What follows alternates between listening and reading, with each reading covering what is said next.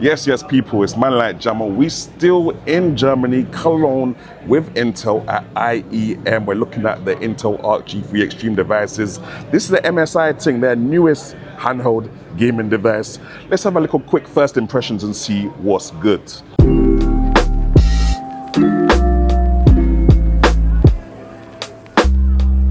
Yeah, so before I get into it, guys, just quick disclaimer. Intel did fly us out to Germany, Cologne, to watch the IEM and to have a look at these new handheld gaming PCs powered by the Intel Arc G3 Extreme chips. That's about it. They don't influence what I've got to say about it, and they don't even get to see this video before it comes out. So let's get into what these things are saying. Right now in the background, you can see they've got the kind of Xbox overlay Windows gaming situation going on there. It's still not perfect, it's still Windows, but I guess it's better than booting into the desktop and having to use the virtual mouse to get to where you want to go. Now you got the right hand side of the console there with the Intel Arc G3 Extreme little logo thing. The buttons look a bit boring. I do like the purple colorway, but I have to admit the buttons kind of look a bit boring on this side. And it's kind of the same situation with the other side. The D-pad's a bit better. I like those D-pads for fighting games kind of thing. We do have RGB on both the analog sticks, but that's about it. I guess to the bottom left, there's like this kind of textured finish, which gives you a bit more grip. And I do feel like the grips on this are a lot better than what are on the Predator Atlas, because they feel kind of more like a gaming controller that's been split into half, rather than the kind of Nintendo Switch 2 feel and design that these guys seem to be going for. As you can see there, we've got the two Thunderbolt ports on the top, and the micro SD card is actually a micro SD Express card, the same that can be found on the Nintendo Switch 2, which I found quite interesting actually. Weird how the screen kind of tapers off the edge of the console. I feel like that's proper strange. It almost looks like it's going to be a Legion Go situation where you can literally detach the controllers from the screen, but it's not. It's just kind of designed that way. So yeah, it's a bit strange. I feel like they've just, I don't know why they've done that, but yeah, that it is what it is kind of thing.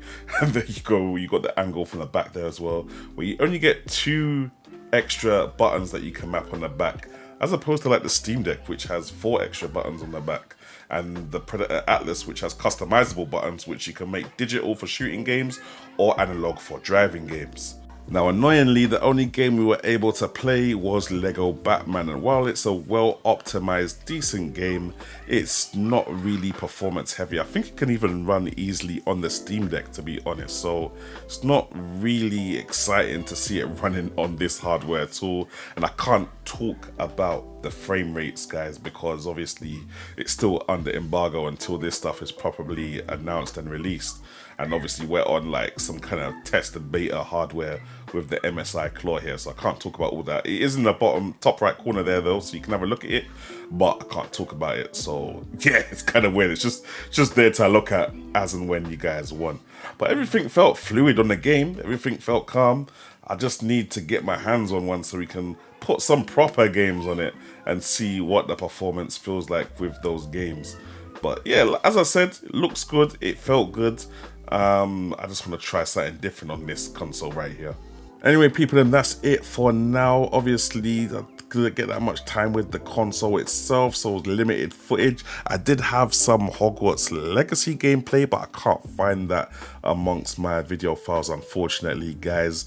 So if you scrub back in the video, I think there's some B-roll where I'm playing it. You might be able to see a cheeky frame rate or 2 in there, but I can't discuss that with you until I get my hands on the real device, and then we can go into the proper stuff, like what the UI is like, the MSI Center, what the battery is actually like, what the screen angles, viewing angles are like, all that good stuff with the performance, and playing some actual AAA games on this thing and seeing what that's all saying when I've had a lot longer with the device. So hopefully MSI send that to me. I'm gonna go beg them right now. Yeah, thanks for watching, guys. Make sure you like, subscribe, and hit the notification bell for more content like